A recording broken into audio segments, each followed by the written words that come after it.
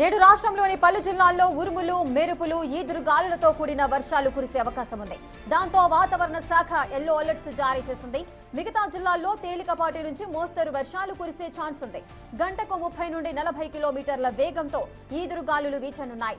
దీని ప్రభావంతో ఆసిఫాబాద్, మంచిర్యాల, పెద్దపల్లి, భూపాలపల్లితో పాటు ములుగు, భద్రాద్రి, ఖమ్మం, నల్గొండ, సూర్యాపేట, మహబూబాబాద్, వరంగల్, హన్మకొండ, జనగాం జిల్లాల్లో అక్కడెక్కడ వర్షాలు కురిసే ఛాన్స్ ఉంది. అంతేకాకుండా నేటి నుంచి మరో 3 రోజుల పాటు గరిష్ట ఉష్ణోగ్రతలు 2 నుంచి 4 డిగ్రీల మేర జరిగే అవకాశం ఉంది.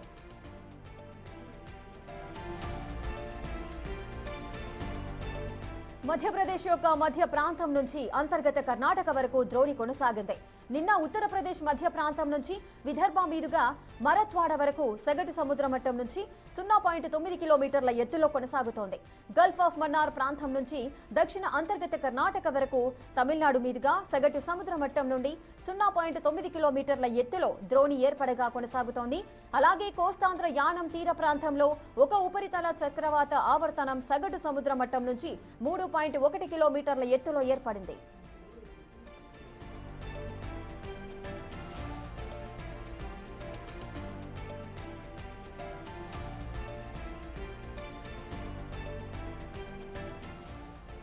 ఈ రోజు రాష్ట్రంలోని పలు జిల్లాల్లో అటు ఉరుములు మెరుపులతో కూడిన వర్షాలు కురిసే అవకాశం ఉన్నట్లుగా తెలుస్తోంది. అటు ఈదురుగాలులు కూడా ఎక్కువగా వీచే అవకాశం ఉంది అంటూ కూడా వాతావరణ అధికారులు చెబుతున్నారు.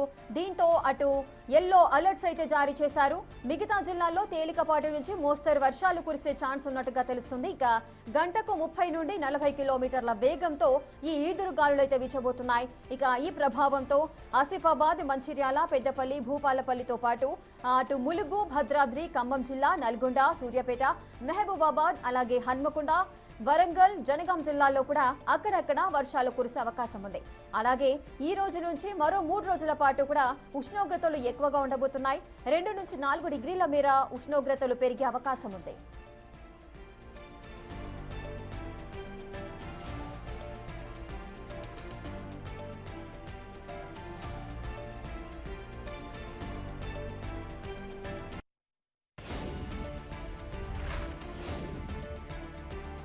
అసలే ఇక మధ్యప్రదేశ్ యొక్క మధ్య ప్రాంతం నుంచి అంతర్గత కర్ణాటక వరకు కూడా ఈ ద్రోణి అయితే కొనసాగుతోంది. నిన్న ఉత్తరప్రదేశ్ మధ్య ప్రాంతం నుంచి విదర్భ మీదుగా ఈ ద్రోణి కొనసాగింది. మరత్వాడ వరకు కూడా కొనసాగింది. సగటు సముద్ర మట్టం నుంచి 0.9 కిలోమీటర్ల ఎత్తులో ఈ ద్రోణి కొనసాగుతోంది. అలాగే గల్ఫ్ ఆఫ్ మన్నార్ ప్రాంతం నుంచి దక్షిణ అంతర్గత కర్ణాటక వరకు తమిళనాడు మీదుగా సగటు సముద్ర మట్టం నుండి 0.9 కిలోమీటర్ల ఎత్తులో ఈ ద్రోణి ఏర్పడబోతోంది. అలాగే కోస్తాంధ్ర యానం తీర ప్రాంతంలో కూడా ఒక ఉపరితల చక్రవాత ఆవర్తనం సగటు సముద్ర మట్టం నుంచి 3.1 కిలోమీటర్ల ఎత్తులో ఏర్పడింది. ఈ నేపథ్యంలోనే పలు జిల్లాలకు ఆరెంజ్, ఎల్లో అలర్ట్స్ అయితే జారీ చేయడం జరిగింది. ఇక రాష్ట్రంలోని పలు జిల్లాల్లో ఉరుములు, మెరుపులు, ఈదురుగాలులతో కూడిన వర్షాలు కురవబోతున్నాయి. దీంతో వాతావరణ శాఖ ఎల్లో అలర్ట్స్ అయితే జారీ చేసింది. ఇక ఏ జిల్లాల్లో ఎల్లో అలర్ట్స్ ని జారీ చేసింది, ఏ జిల్లాల్లో తేలికపాటి నుంచి వర్షాలు కురిసే అవకాశం ఉంది ఒకసారి చూడొచ్చు.